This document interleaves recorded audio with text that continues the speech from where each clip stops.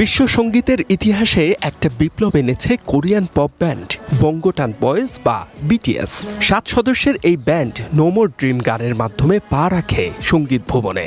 এই ব্যান্ডের I need you গানটি প্রচুর জনপ্রিয়তা পায়। ব্যান্ডের প্রথম আমেরিকান শো ছিল 2017 সালে মিউজিক্যাল অ্যাওয়ার্ডে।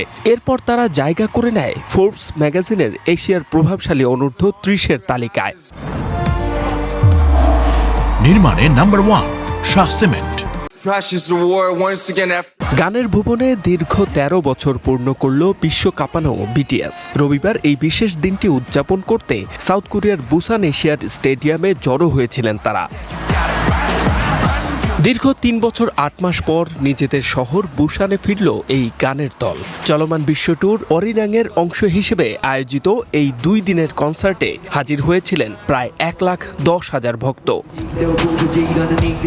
তবে উন্মাদনা শুধু স্টেডিয়ামের ভেতরেই সীমাবদ্ধ ছিল না। এজেন্সি বিগ হিট মিউজিক জানায়, উইভার্স প্ল্যাটফর্মের মাধ্যমে বিশ্বের 191টি দেশের কোটি কোটি ভক্ত ঘরে বসেই সরাসরি উপভোগ করেছেন এই কনসার্ট। আমি আশা করি এখানে আমাদের সাথে থাকা এবং স্ক্রিনের ওপাশে থাকা প্রতিটি মানুষ এই মুহূর্তটাকে মন থেকে উপভোগ করছেন। এই মূল্যবান অনুভূতি শুধু এখানেই আর এই মুহূর্তেই সম্ভব।